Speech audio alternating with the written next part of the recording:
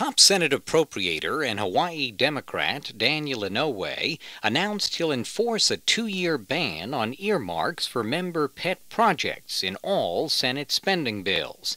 The Senate moratorium follows a similar ban by the House GOP majority and a veto threat by President Obama in his State of the Union address. And it signals a political shift by Democrats who until last week dismissed the moves as GOP posturing or an applause line by the president. Guam Congresswoman Madeline Bordallo suggested after the State of the Union Obama's veto threat was nothing new. This is pretty much a pledge he made when he was running for president.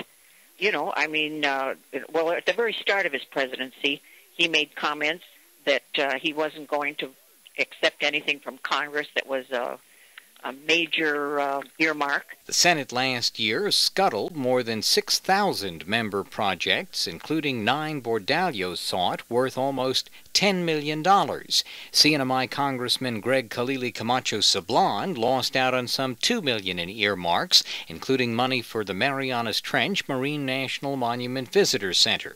I know my heart's broken that we would be worried about $8 billion of projects for congressional districts and the several states, and the Republicans objected to that.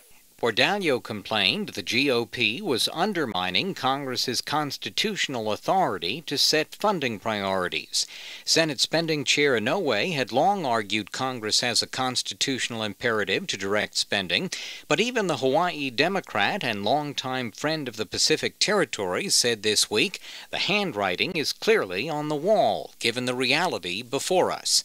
A bipartisan Senate bill would shrink federal spending on all government programs to a smaller percentage of the economy, amid record federal deficits and a $14 trillion total debt.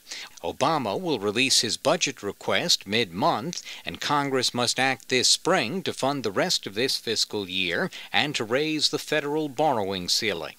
Matt Kay, PNC News on Capitol Hill.